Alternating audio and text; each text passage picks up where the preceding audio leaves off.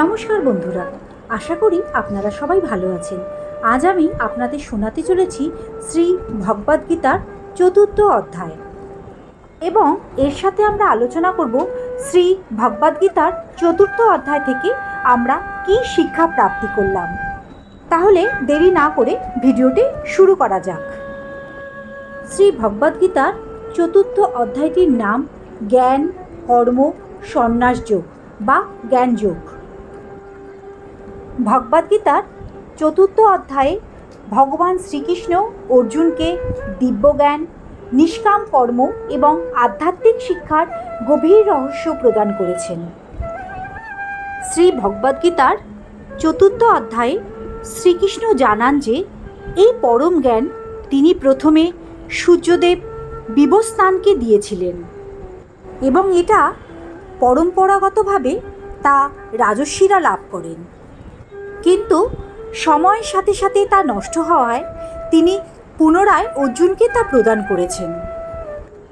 শ্রীকৃষ্ণ আরও বলেছেন, যখনই ধর্মে গ্লানি বা অধঃপতন হয় তখনই সাধুদের রক্ষা করার জন্য এবং দুষ্টের দমনের জন্য ভগবান যুগে যুগে এই পৃথিবীতে আবির্ভূত হন।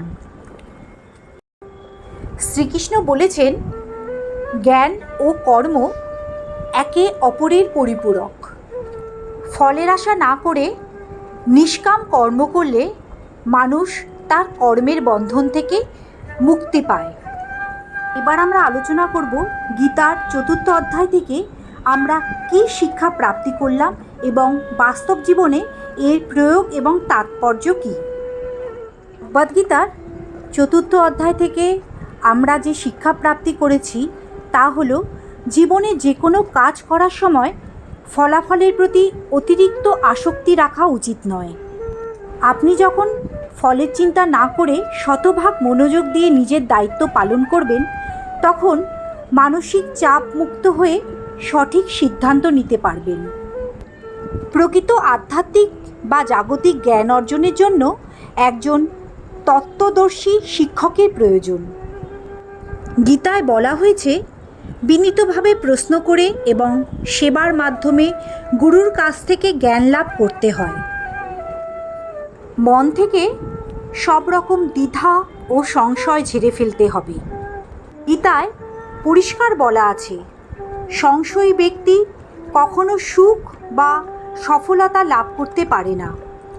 আত্মবিশ্বাস ও বিশ্বাসের মধ্যেই জীবনের কঠিন পরিস্থিতিতে জয় করা সম্ভব। জ্ঞানকে একটি প্রজ্বলিত আগুনের সঙ্গে তুলনা করা হয়েছে, যা মানুষের মনের সমস্ত মোহ এবং পাপের বীজকে পুড়িয়ে ছাই করে ফেলে।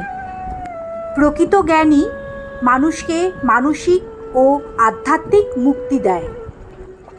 আমরা আমাদের জীবনে লাভ ক্ষতি, জয় পরাজয় কিংবা সাফল্য বা ব্যর্থতায় নিজেকে অতিরিক্ত বিচলিত হতে দেওয়া যাবে না।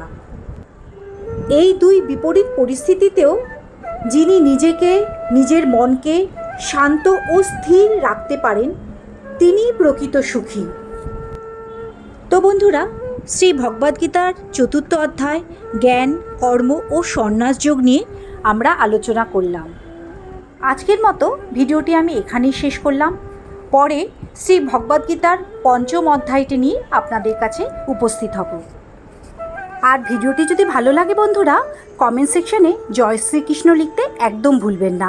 আপনারা ভালো থাকুন, সুস্থ থাকুন, শ্রীকৃষ্ণের কাছে এই প্রার্থনা করে আমি এই ভিডিওটি শেষ করলাম।